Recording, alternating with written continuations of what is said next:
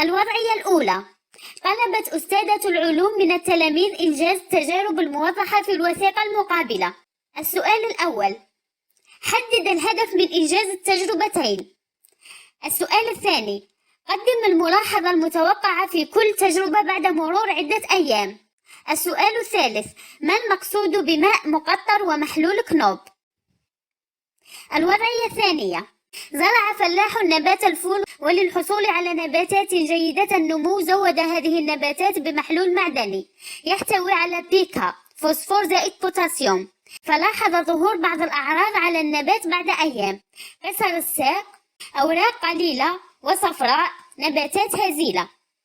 ولمعالجة هذه الأعراض قام بإضافة الأزوت، كما قام بزيادة تركيز NPK ب20%، وأضافه للنبات فلاحظ أيضا ذبول وموت النبات.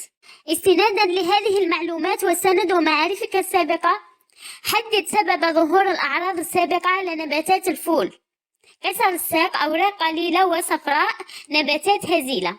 ثانيا، فسر ذبول وموت النبات في المرة الثانية رغم توفر كل العناصر الأساسية NPK. ثالثا، قدم نصيحة لهذا الفلاح حتى يتحصل على نباتات جيدة النمو. الوضعية الإدماجية: يقضي البحارة أسابيع عديدة في البحر على متن مراكبهم، وفي أثناء رحلتهم يكتفون بتناول أغذية مصبرة فقط كاللحم المملح والسمك المجفف.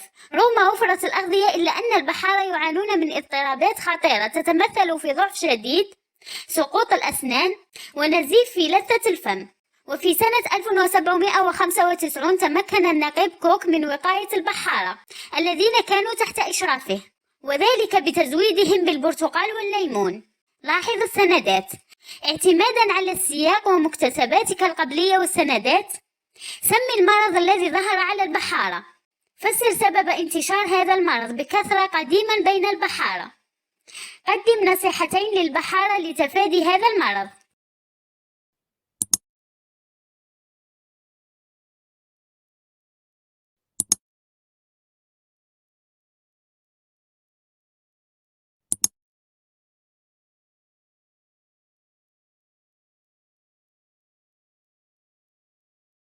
الإجابة على هذا الموضوع: الهدف من إنجاز التجربتين هو معرفة العناصر الضرورية لنمو النبات الأخضر، وهي العناصر الموجودة في محلول كنوب: الماء والأملاح المعدنية NPK، أزوت وفوسفور وبوتاسيوم.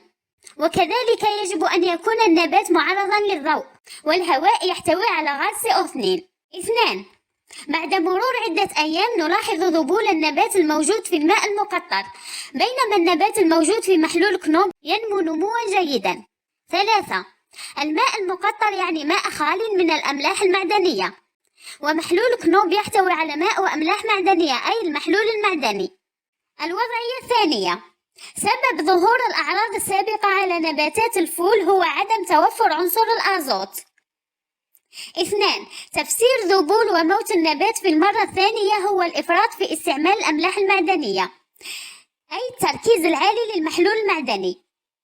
ثالثا، النصيحة التي أقدمها لهذا الفلاح حتى يتحصل على نباتات جيدة النمو هي: يجب توفير العناصر المعدنية الأساسية والمتمثلة في الماء والأزوت والفوسفور والبوتاسيوم، ولكن بالتركيز المناسب للنبات. الوضعية الإدماجية: المرض هو داء الإسقربوط. ثانيا، سبب انتشار المرض قديما بين البحارة هو اعتمادهم على تناول أغذية معلبات خالية من الفيتامين سي. تقديم نصيحتين أو 3 للبحارة لتفادي هذا المرض: تناول الخضر والفواكه خاصة الحمضيات، البرتقال والليمون. تناول أغذية متنوعة وكافية.